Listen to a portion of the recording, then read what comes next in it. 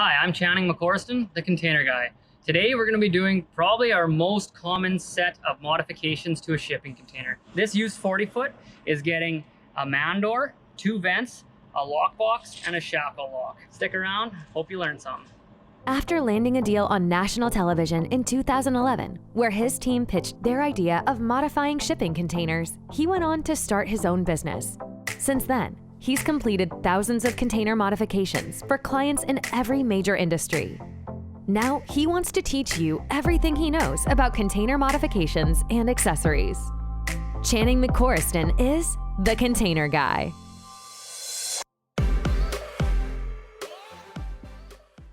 Before we get started, make sure you subscribe to our channel to follow us along day by day as we modify containers and install accessories. Now I'd like to show you just how easy it is to use our 2D planning tool at planmycan.com. For this customer modification, they have chosen a 40-foot high cube container in used condition. To start, they'd like additional access at the back of the container, and so they've selected a man door with a lockbox on it, and they want the left-hand outswing door. So we'll click on that. It drops it onto the left sidewall, which is exactly where it's going, and 3 corrugations over. So you just click and drag to drag it over. You'll also notice here that there is an X button, which will remove that if that's the wrong component, and the swap button, which will actually switch it to another side of the container. So now that we have our man door where we want it, we'll jump over like 2 passive big air 45 vents. The first one will drop. This is going to go at the front end of the container near the doors on the left hand side, and then 1 more vent that will be swapped down to the right hand side of the container at the far back end. And so you can line these up vertically so that you have the same distance from the end wall as the container doors. And then lastly, because we have added security on that man door, let's get a lockbox on the container doors. We will also add the shackle lock to make sure that that's included. And then we'll want 2 of those because there's a lockbox on the doors and on the man door and a lockbox on the container doors. Lastly, you'll notice here on the far right side, there is the estimate builder. So this keeps a running tally of all the modifications, not the actual container cost itself. So it shows you the added cost to perform this modification over and above the cost of the container. If you request a quote from our sales staff, we'll get back to you with a final estimate delivered to your location in a timely manner.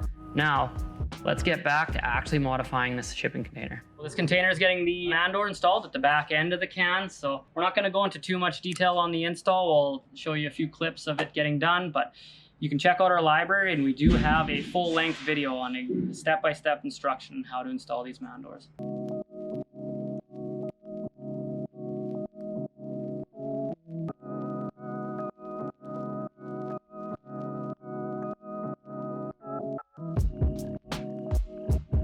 So here Riley's just marking out the top vent near the door end. We have our fancy marking tool because we install so many of these container modification world big air 45 vents. We love them. Big thing, people sometimes think they only need 1. No, you need 2 of them. One always acts as an intake and exhaust, and it's great for passive ventilation. So totally keep your heat down and reduce the risk of condensation. Riley's got the vent holes cut out, and he's got the big air 45 vent here. Yeah, so basically it's pretty simple. You just drill your 10 holes, rivet it in place, and then just silicone along the top and bottom edges. On this container, we're going to be installing a container modification world lockbox. These are great for hiding your lock. Super well packaged. They come with a nice warning sticker on them, so 24-hour security system. That'll keep the burglars away. They'll be scared some noise is going to be coming off if they try breaking into your can.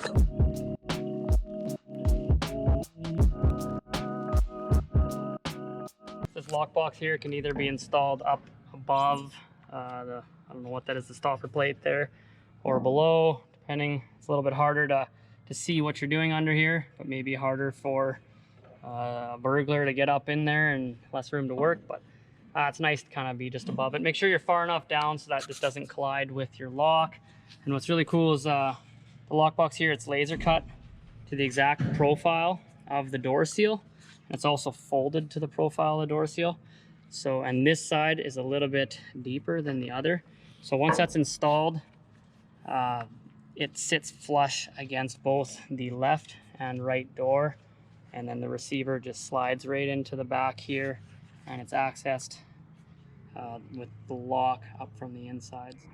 Another thing, while I'm out here, I see Riley has marked out the lockbox holes, but he hasn't drilled them yet. So this is a good time to show you the logic behind that. So here, yeah, basically you start with your large washer, mark your holes, and then mark the bottom of it. And then you just transfer this across. And so level across, you make a mark, and that'll be the bottom of your small washer plate. And so it again just tucks up nicely against the door seal. And then you mark those 2 holes, and you'll know those holes will be exactly where our 3D modeling wants them.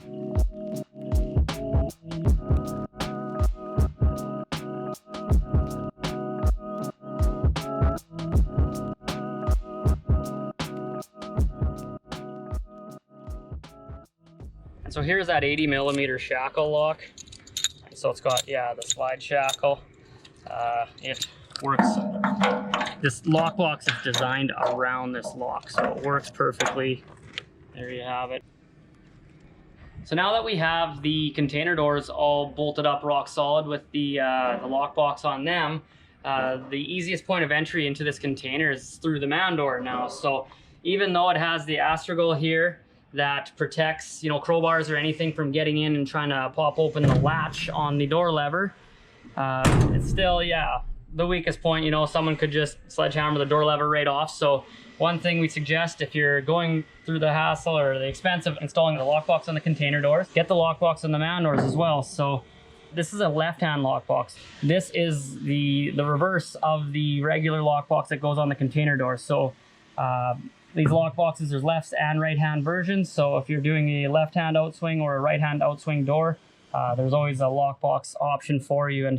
And the same lasered profile that clears the container rubber door seal also clears the astragal on the man door. So I'll just quickly mark out this lockbox to show you where it should go. There is some thickness here, so we kind of want to get the bolts as far over that way as we can on the lockbox portion of it. So I kind of start with the, you know, opposite of the container doors. I start with the left side. I leave it about 1/8 of an inch away from the astragal. And then, yeah, if you mark your holes and a line across the bottom, I'll just do a small notch because you might see that. Then we'd want to come across level-ish.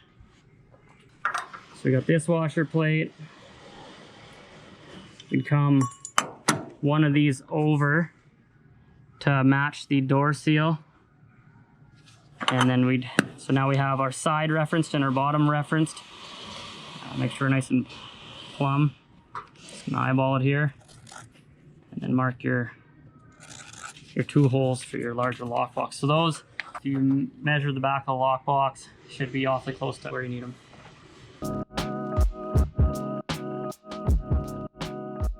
So we have the holes all drilled out. One thing to note is typically on container cargo doors, the right door is often more recessed than the left.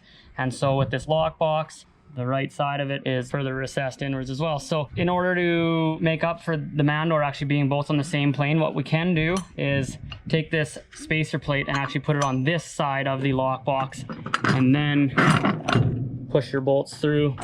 And now this lockbox is touching nicely against the frame and the door itself.